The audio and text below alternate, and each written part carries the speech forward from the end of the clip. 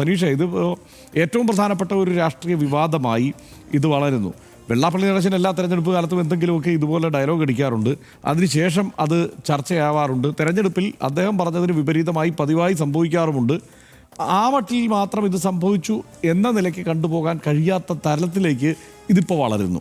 എന്താ ഇപ്പോൾ തോന്നുന്നു? നിശ്ചയമായിട്ടും ഇതിനകത്ത് വെള്ളാപ്പള്ളി നടേശൻ കംപ്ലീറ്റ് ലോസ്റ്റായി എന്നാണ് എനിക്കിത് കണ്ടപ്പോൾ തോന്നിയത്. ഇപ്പം പ്രായ കൂടുതലുണ്ടാകുന്നത് കൊണ്ട് അവരവർ ചെയ്യുന്ന കർമ്മങ്ങളിൽ നിന്ന് മാറി നിൽക്കണം എന്ന് പറയുന്നതൊന്നും ശരിയല്ലെങ്കിലും എനിക്ക് വെള്ളാപ്പള്ളി നടേശനോട് അദ്ദേഹം വഹിക്കുന്ന പദവിയിൽ നിന്ന് മാറിയിട്ട് പുതിയ ആർക്കെങ്കിലും ഇത് ഏൽപ്പിച്ചു കൊടുക്കുന്നതാണ് നല്ലത്. കാരണം നിങ്ങൾ ഈ ഒരു പൊതുസമൂഹത്തോട് സംസാരിക്കാനുള്ള ആ ലോജിക്കും മറ്റും നിങ്ങൾ കൈവിട്ടിരിക്കുന്നു എന്ന് അദ്ദേഹത്തോട് കേരളം കുറച്ച് ശബ്ദം കടുപ്പിച്ചിട്ട് പറയേണ്ടുന്ന സമയമായിട്ടുണ്ടെന്നാണ് എനിക്ക് തോന്നുന്നത്. അതിൽ ഏറ്റവും പ്രധാനപ്പെട്ടത് റഹീസിനെ കുറിച്ച്, ഈ നമ്മുടെ മാധ്യമപ്രവർത്തകൻ റഹീസ് റഷീദിനെ കുറിച്ച് ഈ പറഞ്ഞ കാര്യമാണ്. അതായത് എന്താ ഹർഷ പറയുന്നത്, അയാൾ മുസ്ലിങ്ങൾക്ക് വേണ്ടി മുസ്ലിങ്ങളുടെ വക്താവാണ്, MSFൻ്റെ നേതാവായിരുന്നു എന്ന് പറഞ്ഞിട്ടാണ് തീവ്രവാദിയാണ് ഇയാളെന്ന് പറയുന്നത്.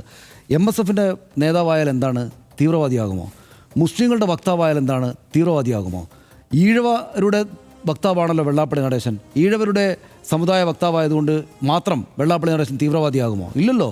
ഓരോ കാര്യങ്ങൾക്ക് വേണ്ടി മുസ്ലിങ്ങൾക്ക് വേണ്ടി സംസാരിക്കുന്ന ആളുകൾ മുസ്ലിങ്ങളായിരുന്നാൽ തീവ്രവാദികളാവുക എന്ന വർത്തമാനം കേരളത്തിൽ അദ്ദേഹത്തിന് 89 വയസ്സുണ്ട്. ഓർക്കണം, 89 വയസ്സ് ഈ പൊതുസമൂഹത്തിനൊപ്പം നടന്ന കേരളം പോലൊരു സെക്യുലറായിട്ടുള്ള സംസ്ഥാനത്ത് ഇത്രകാലം ഈ മുസ്ലിങ്ങൾക്കും ക്രിസ്ത്യാനികൾക്കും ഇടയിൽ ജീവിച്ചു വന്ന ഒരാൾ പറയേണ്ടുന്ന കാര്യമാണോ അത്? അതായത് മുസ്ലിങ്ങളുടെ വക്താവാണ് എന്ന് പറഞ്ഞിട്ട് തീവ്രവാദിയാണ് അതിനെ സാധൂകരിക്കാൻ ശ്രമിക്കുകയാണ്. അവിടെ മാധ്യമപ്രവർത്തകർ ചെറുപ്പക്കാർ, അദ്ദേഹത്തിൻ്റെ കൊച്ചുമകൻ്റെ മക്കളുടെ പ്രായമുണ്ടാകുന്ന ആളുകളാണ് നിങ്ങൾ ഈ ചെയ്യുന്നത് ശരിയല്ല കേട്ടോ, പറയുന്നത് ശരിയല്ല കേട്ടോ എന്ന് പറയുന്നത്. അപ്പോൾ അതിനകത്ത് 2 പ്രശ്നങ്ങളുണ്ട് ഹർഷ. ഒന്ന്, കരുണാവാൻ നബി മുത്തുരത്നമോ എന്നാണ് ശ്രീനാരായണ ഗുരു അദ്ദേഹത്തിൻ്റെ ദൈവദശകത്ത് പറഞ്ഞിരിക്കുന്നത്. നബിയെ കരുണാവാൻ നബി എന്ന അക്കാലത്ത് ഇത്രമാത്രം വലിയ ടെക്സ്റ്റുകളോ എഴുത്തുകളോ ഒന്നും വന്നിട്ടില്ലാത്ത, വളരെ വിദൂരത്തിൽ ജീവിച്ചിരുന്ന, വിദൂര കാലത്തിലും വിദൂര ലോകത്തിലും ജീവിച്ചിരുന്ന ഒരു മഹാപ്രവാചകൻ്റെ മഹാത്മ്യത്തെ മനസ്സിലാക്കിയിരുന്ന ഗുരു പറഞ്ഞിരിക്കുന്നത് കരുണാവാൻ നബി മുത്തുരത്നമോ എന്നാണ്. ആ നബിയുടെ വിശ്വാസ പരമ്പരയിൽപ്പെട്ട ആളുകൾ മുസ്ലിം, ഇസ്ലാം എന്ന് പറയുന്ന വിശ്വാസത്തിൻ്റെ വക്താക്കളായാൽ പോലും തീവ്രവാദികളാണ് എന്നല്ലേ വെള്ളാപ്പള്ളി നടേശൻ പറഞ്ഞത്? കേരളത്തിൽ BJPക്കാരും RSകാർ പോലും പറഞ്ഞ കാര്യങ്ങളാണോ ഇയാൾ ഈ പറയുന്നത്, ഇദ്ദേഹം ഈ പറയുന്നത്? അപ്പോൾ അങ്ങേയറ്റം നഗ്നമായിട്ടുള്ള തെറ്റായ കാര്യമാണ് ഇതിനകത്ത് ഇദ്ദേഹം പറഞ്ഞുകൊണ്ടേയിരിക്കുന്നത്. ഒരു കാര്യമുള്ളത് ഹർഷ, അതായത് വെള്ളാപ്പള്ളിയുടെ കാര്യം ഈ പറയുന്ന പോലെ ഈ എന്തൊക്കെയോ കാരണങ്ങളാൽ, അതായത് ഇപ്പോൾ ഇടതുപക്ഷത്തിൻ്റെ വോട്ട് പിന്നാക്കക്കാരുടെ അല്ലേ എന്നൊക്കെ അദ്ദേഹം പറയാണ്. എന്നിട്ട് ഇടതുപക്ഷത്തെ സപ്പോർട്ട് ചെയ്യാനാണോ ഇദ്ദേഹം പാർട്ടി ഉണ്ടാക്കിയത്? ഇദ്ദേഹം പാർട്ടി ഉണ്ടാക്കിയത് BJPയെ സപ്പോർട്ട് ചെയ്യാനായിരുന്നു. BJP ഇടതുപക്ഷമല്ലല്ലോ. ഇപ്പോൾ ഇദ്ദേഹം പറയുന്ന കേട്ടാൽ വിചാരിക്കും എന്തോ ഇടതുപക്ഷത്തെ സപ്പോർട്ട് ചെയ്യാൻ, ഇടതുപക്ഷത്തിന് പിന്നോക്കത്തിൻ്റെ വോട്ടാണ്, പിന്നോക്കാരുടെ വോട്ടാണല്ലോ ഇടതുപക്ഷത്തിന് എന്ന് നിങ്ങൾ ആലോചിക്കണമെന്ന് CPIയോട് പറയുക, ബിനോയ് വിശ്വത്തോട് പറയുകയാണ്. ഇടതുപക്ഷത്തിൻ്റെ വോട്ട് അദ്ദേഹം ഉണ്ടാക്കിയിരിക്കുന്ന പാർട്ടി എന്തിനാണ്? BJPക്ക് വോട്ട് പിടിക്കാനും BJPയെ കേരളത്തിൽ അധികാരത്തിൽ എത്തിക്കാനും നരേന്ദ്രമോദിയെ പ്രധാനമന്ത്രി സ്ഥാനത്ത് ഒന്നുകൂടെ ഉറപ്പിച്ചിരുത്താനുമാണ് ഇദ്ദേഹം ഈ പാർട്ടി ഉണ്ടാക്കിയത്. ഈ പാർട്ടി BJPക്ക് വേണ്ടി പണിയെടുക്കാൻ വേണ്ടി ഉണ്ടാക്കിയിട്ട് ഇദ്ദേഹം വന്നിട്ട് പറയുകയാണ് ഇടതുപക്ഷത്തിന്, ഇദ്ദേഹത്തിൻ്റെ സഹായത്തിലാണോ ഇവിടെ ഇടതുപക്ഷവും കോൺഗ്രസും വളർന്നത്? അപ്പോൾ അദ്ദേഹം ആലോചിക്കേണ്ടതാണ് ഒന്ന്. പിന്നെ ഇതിൽ വെള്ളാപ്പള്ളി നടേശനേക്കാളും രൂക്ഷമായിട്ട് വിമർശിക്കേണ്ടുന്നത് അല്ലെങ്കിൽ എതിർക്കേണ്ടത് ഇടതുപക്ഷത്തെയാണ് എന്നൊരു അഭിപ്രായം എനിക്കുണ്ട്, പ്രത്യേകിച്ചും CPIഎമ്മിനെയാണ് എന്നൊരു അഭിപ്രായം എനിക്കുണ്ട്. ഇപ്പോൾ ഇന്നലെ മുഖ്യമന്ത്രി പറഞ്ഞു കഴിഞ്ഞ ദിവസം ഈ ചോദ്യത്തിന്, ഞാൻ കാറിൽ കയറ്റി വന്നപ്പോൾ എന്താ കുഴപ്പം? ബിനോയ് വിശ്വം പറഞ്ഞിട്ടുണ്ടല്ലോ ഇങ്ങനെ, ബിനോയ് വിശ്വമാണെങ്കിൽ കാറിൽ കയറ്റില്ലായിരുന്നു, അത് അദ്ദേഹം വേറെ ആളാണ്, ഞാൻ വേറെ ആളാണ്, അതുകൊണ്ട് ഞാൻ എൻ്റെ കാറിൽ കയറ്റും എന്ന നിലപാട് അദ്ദേഹം പറഞ്ഞു. എന്താ നമുക്ക് കുഴപ്പം? പിണറായി വിജയൻ ഒരു വ്യക്തിയായിരുന്നെങ്കിൽ അദ്ദേഹത്തിന് വെള്ളാപ്പള്ളി നടേശനോട് ഈ പറയുന്ന പോലെ 89 വയസ്സുള്ള മനുഷ്യനാണ്, ഒരുപാട് കാലമായിട്ട് നേർക്കുനേർ പരിചയമുണ്ടാകും.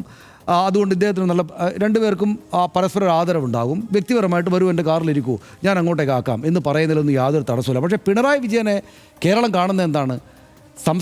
കേരള സംസ്ഥാനം പോലെ ഒരു സെക്യുലറായ ഇടത്തിൻ്റെ ഭരണാധികാരി എന്ന ഒരു ഉത്തരവാദിത്തം അദ്ദേഹത്തിനുണ്ട്, എന്നൊരു സിംബോളിക് ഇമേജ് അദ്ദേഹത്തിനുണ്ട്. അത് അദ്ദേഹം പിണറായി വിജയൻ എന്ന വ്യക്തി മാത്രമല്ല, അതെല്ലാവർക്കും അറിയാവുന്ന കാര്യം, അദ്ദേഹത്തിന് പ്രത്യേകിച്ച് അറിയാം. പിണറായി വിജയൻ എന്നത് ഇടതുപക്ഷ രാഷ്ട്രീയത്തിൻ്റെ, സെക്യുലർ കേരളത്തിൻ്റെ, CPIM എന്ന മതേതരത്വം വളരെ ശക്തിയായിട്ട് പറയുന്ന രാഷ്ട്രീയ പാർട്ടിയുടെ ബിംബമാണ് അദ്ദേഹം. അദ്ദേഹത്തിൻ്റെ കാറിലേക്ക് കയറുമ്പോൾ, അത് മുഖ്യമന്ത്രി എന്ന ഇവിടെ ഈ സെക്യുലർ കേരളം സെലക്ട് ചെയ്ത് മുഖ്യമന്ത്രിയാക്കിയിരിക്കുന്ന അദ്ദേഹത്തിൻ്റെ കാറിലേക്ക് തൊട്ട് തലയാഴ്ച മഹാനിന്ദ്യമായിട്ടുള്ള വിധത്തിൽ മുസ്ലിങ്ങളെ അധിക്ഷേപിച്ച വെള്ളാപ്പള്ളി നടേശൻ കയറിയിരിക്കുന്നതിൽ പ്രശ്നമുണ്ട്, പിശകുണ്ട്.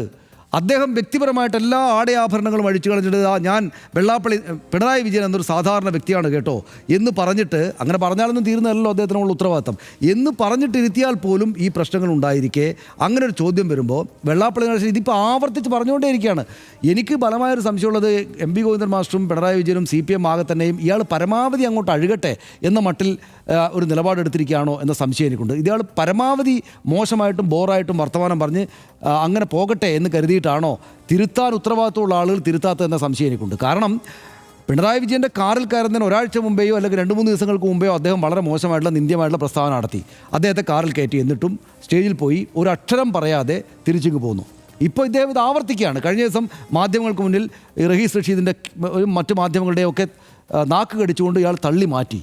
ഇന്നിപ്പോൾ വന്നിട്ട് ഒരു ചെറുപ്പക്കാരനായിട്ടുള്ള മാധ്യമ പ്രവർത്തകനെ, വളരെ കേരളത്തിന് അറിയാവുന്ന ഒരാളെ, പല മാധ്യമ സ്ഥാപനങ്ങളായിട്ട് വർക്ക് ചെയ്യുന്ന ഒരാളെ ഇങ്ങനെ നിന്ദ്യമായിട്ട് തീവ്രവാദി എന്ന് വിളിക്കുക. അതിന് കാരണം പറയുന്നതോ മുസ്ലിങ്ങൾക്ക് വേണ്ടി വക്താവാണ്, മുസ്ലിങ്ങളുടെ വക്താവായതുകൊണ്ട്. അതെങ്ങനെയാണ് മുസ്ലിങ്ങളുടെ വക്താവുമ്പം ഈ ഒരാൾ തീവ്രവാദിയാകുന്നതെന്നുള്ള ചോദ്യം ആരാ ചോദിക്കേണ്ടത്? നമ്മൾ മാധ്യമങ്ങൾ അപ്പം തന്നെ ചോദിച്ചു. ആ മാധ്യമ റിപ്പോർട്ടർമാർ അപ്പം തന്നെ ഈ പ്രായമോ അദ്ദേഹത്തിൻ്റെ സാമുദായിക നേതാവെന്ന സ്വാധീന ശേഷിയോ ഒന്നും വകവെക്കാതെ റിപ്പോർട്ടർമാർ ചോദിച്ചു. ഈ ഇടതുപക്ഷം ചോദിച്ചോ? ഈ കാണിച്ചിരിക്കുന്ന MP ഗോവിന്ദൻ മാസ്റ്റർ ബൈറ്റ് അതിന് മുമ്പുള്ളതാണ്, ഈ സംഭവത്തിന് മുമ്പുള്ളതാണ്. അതുകൊണ്ട് ആ ബൈറ്റിനെ നമ്മൾ സംശയിക്കേണ്ട. പക്ഷേ അതിനുശേഷം ഒരു പ്രസ്താവന ഇവരുടെ ഭാഗത്തു നിന്ന് വന്നോ? VS അച്യുതാനന്ദൻ എന്താണ് ഈ വെള്ളാപ്പള്ളി നടേശൻ ഇത്തരം കാര്യങ്ങൾ വരുമ്പോൾ പറയാറുള്ളത്? കേരളത്തിൽ സുകുമാർ അഴീക്കോട് എന്തൊക്കെയായിരുന്നു ഇദ്ദേഹത്തെ പറഞ്ഞിട്ടുള്ളത്? നേരത്തെ കോടിയേരി ബാലകൃഷ്ണനുള്ളപ്പോൾ എന്തൊക്കെ പറഞ്ഞിട്ടുണ്ട്? ഇവരെന്തിനാണ് ഇങ്ങനെ കൊണ്ടു നടക്കുന്നത് എനിക്ക് മനസ്സിലാകുന്നില്ല. ഈ നേരത്തെ MP ഗോവിന്ദൻ പറയുന്നുണ്ട് CPIയെ തൊട്ടപ്പോൾ അവർക്ക് ചെറുതായിട്ടൊന്ന് പുള്ളി, കാരണം മുന്നണിയുടെ കാര്യം ഞങ്ങൾ നോക്കുള്ളൂ, അതിപ്പോൾ വെള്ളാപ്പള്ളി കയറിയിട്ട് വർത്തമാനം പറയേണ്ടെന്ന് വളരെ സൗമ്യമായിട്ട് പറഞ്ഞു. പക്ഷേ ഈ സമൂഹത്തിനകത്ത് മുസ്ലിങ്ങളുടെ വക്താവാണ്, അതുകൊണ്ട് നീ തീവ്രവാദിയായിരിക്കും, നിനക്കൊരു മുസ്ലിം പേരുണ്ട് അതുകൊണ്ട് നീ തീവ്രവാദിയാണ് എന്ന് പറയുന്ന, അതും ചെറുപ്പക്കാരാണെങ്കിൽ പോട്ടെ എന്ന് വെക്കാം, പക്ഷേ 89 വർഷക്കാലം ഈ കേരളത്തിൽ, ഈ സെക്യുലർ കേരളത്തിൽ ജീവിച്ച വെള്ളാപ്പള്ളി നടേശൻ പറയുമ്പോൾ പോയി പണി നോക്കണം കേട്ടോ എന്ന് പറയാനുള്ള ഉത്തരവാദിത്തം ഇടതുപക്ഷത്തിലാണുള്ളത് കൂടുതലായിട്ട്. പക്ഷേ നമ്മൾ കാണുന്ന VD സതീശൻ വളരെ സ്ട്രോങ് ആയിട്ട് അടിക്കുകയാണ്. ഒരു യൂത്ത് കോൺഗ്രസ്സുകാരൻ കുറച്ച് അഗ്രസീവായിട്ട്, അത് ശരിയല്ല എന്നൊരു തോന്നലൊക്കെ നമുക്ക് വരുമെങ്കിലും കുറച്ച് അഗ്രസീവായിട്ട് പറയുകയാണ്. ഇവിടുത്തെ ഇടതുപക്ഷം ഞങ്ങളാണെന്ന് പറയുന്ന CPM ഇങ്ങനെ പതുങ്ങിയിട്ട്, അയ്യോ ഇദ്ദേഹം പോയാൽ ഉടനെ ഞങ്ങളുടെ വോട്ട് ബാങ്കെല്ലാം ഒലിച്ചു പോകുമല്ലോ, വെള്ളാപ്പള്ളി നടേശനാണല്ലോ ഞങ്ങൾക്ക് അപ്പാടെ വോട്ട് തരുന്നത്, നിയമസഭാ തെരഞ്ഞെടുപ്പിൽ ഞങ്ങൾക്ക് എല്ലാ മണ്ഡലങ്ങളിലും വെള്ളാപ്പള്ളി നടേശൻ്റെ കരുണാ ആശീസ്സുകളോട് മാത്രമല്ലേ ജയിക്കാൻ പറ്റൂ എന്ന മറ്റോ പേടിച്ചിട്ട് ഇവരിങ്ങനെ സൈലൻ്റ് ആയിട്ടിരിക്കുന്നതായിട്ടാണ് കാണുന്നത്. നാളെയും പറയുമായിരിക്കും മുഖ്യമന്ത്രി ഈ ചോദ്യം ചോദിച്ചാൽ, അതായത് എൻ്റെ കാറിൽ ഞാൻ കയറ്റും, ഞാൻ ഇപ്പം മിണ്ടാൻ പോകുന്നില്ല എന്ന് പറയുമായിരിക്കും. പക്ഷേ അദ്ദേഹം ഇടതുപക്ഷ കേരളത്തിൻ്റെ, സെക്യുലർ കേരളത്തിൻ്റെ, സെക്യുലറിസം പ്രധാനപ്പെട്ട രാഷ്ട്രീയ പോയിൻ്റായിട്ട് വെച്ചിരിക്കുന്ന CPMൻ്റെ അടയാള ബിംബ നേതൃരൂപമാണ് എന്നതുകൊണ്ട് അദ്ദേഹത്തിൻ്റെ വ്യക്തിപരമായുള്ള സ്നേഹമൊക്കെ മാറ്റി വെച്ചിട്ട് 2 വർത്തമാനം നിങ്ങൾ നിർത്തണം കേട്ടോ നടേശ എന്ന് പറയാനുള്ള ഉത്തരവാദിത്തം മുഖ്യമന്ത്രിക്കുണ്ട് എന്ന കാര്യം അദ്ദേഹത്തിന് ഇപ്പോഴെങ്കിലും മനസ്സിലായാൽ കൊള്ളാം. അതല്ലെങ്കിൽ അദ്ദേഹത്തോട് ഏതെങ്കിലും മറ്റാളെങ്കിലും പറഞ്ഞു കൊടുക്കുക എന്നുള്ളൊരു കാര്യമുണ്ട്. ഇപ്പോൾ വെള്ളാപ്പള്ളി നടേശൻ പ്രധാനപ്പെട്ട കുഴപ്പം എന്താ വെച്ചാൽ അദ്ദേഹത്തിന് ഇതൊന്നും പറഞ്ഞു കൊടുക്കാൻ ആരുമില്ല. ആരാളുള്ളത്? വെള്ളാപ്പള്ളി നടേശൻ.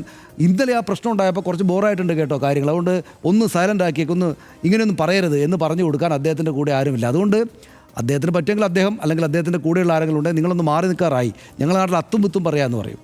പ്രായം കൂടുതലൊക്കെ ഉണ്ടായിക്കഴിഞ്ഞാലും പിന്നെ ഈ പറഞ്ഞ പോലെ കള്ളൊക്കെ അടിച്ചു കഴിഞ്ഞാലും ഈ വർത്തമാനമൊക്കെ ചെതറിപ്പോകുന്നതിന് അത്തും വിത്തും പറയാമെന്ന് പറയും. ഏതാണ്ട് ആ കോലത്തിലായിട്ടുണ്ട്. പക്ഷേ അതിങ്ങനെ പറയുമ്പോൾ ഞാനതിനെ ഡൈല്യൂട്ട് ചെയ്യാമെന്ന് ചിലർക്കെങ്കിലും തോന്നും. ഡൈല്യൂട്ട് ചെയ്യല്ല, അത്തും വിത്തും പറയുകയല്ല, വളരെ നിന്ദ്യമായിട്ടുള്ള വർഗീയ പരാമർശം നടത്തുന്ന ഇദ്ദേഹത്തോട് മാറിയിരിക്കൂ എന്ന് പറയാനുള്ള ഉത്തരവാദിത്തം കേരളം കാണിക്കണം. കേരളം കാണിക്കും എന്നിപ്പോൾ VD സതീശൻ പറഞ്ഞു. അതായത് കേരളം മറുപടി കൊടുത്തുള്ളൂ, നിങ്ങൾ പരമാവധി ഇത്തരം വർത്തമാനം പറഞ്ഞോ എന്ന് പറഞ്ഞു. അത് വസ്തുതയാണ്, കേരളത്തിലെ ജനങ്ങൾക്ക് അറിയാമെന്ന് CPMനും അറിയാം, CPIക്ക് അറിയുന്നതുകൊണ്ടാണ് ബിനോയ് വിശ്വം ആ സ്റ്റാൻഡിൽ നിന്ന് മാറാതെ വിമർശിച്ചുകൊണ്ടേയിരിക്കുന്നത്. പണം കൊടുത്തതിൻ്റെ കണക്ക് പറയാണ്. ഒരു മുതലാളി ഈ തെരഞ്ഞെടുപ്പിൽ, കേരളത്തിലെ തെരഞ്ഞെടുപ്പിൽ പിന്നെ വോട്ട് ചോദിക്കാൻ വരുന്ന ആളുകൾക്ക് സംഭാവന കൊടുക്കുന്ന സ്വാഭാവികമല്ലേ? അങ്ങനെയുള്ള വർത്തമാനം, ഞാൻ പൈസ കൊടുത്തില്ലേ എന്ന് പറയുന്ന ആളെ അതുകൊണ്ട് മാത്രം തള്ളിക്കളയേണ്ടതാണ്. പക്ഷേ അത് സാധ്യമല്ല, എല്ലാ നേതാക്കൾക്കും സാധ്യമല്ല. പക്ഷേ VD സതീശൻ വളരെ പോസിറ്റീവായിട്ട് ഇത്തരം കാര്യങ്ങൾ സ്ട്രോങ് ആയ സ്റ്റാൻഡ് എടുക്കുന്നതായിട്ട് നമ്മൾ കാണുന്നു, സന്തോഷിക്കുന്നു. ബിനോയ് വിശ്വം സ്ട്രോങ് ആയ സ്റ്റാൻഡ് എടുക്കുന്നതായി കാണുന്നു, സന്തോഷിക്കുന്നു. ബാക്കിയുള്ളവർ കൂടെ ആ സന്തോഷമാണ് തരേണ്ടത് കേരളത്തിന്.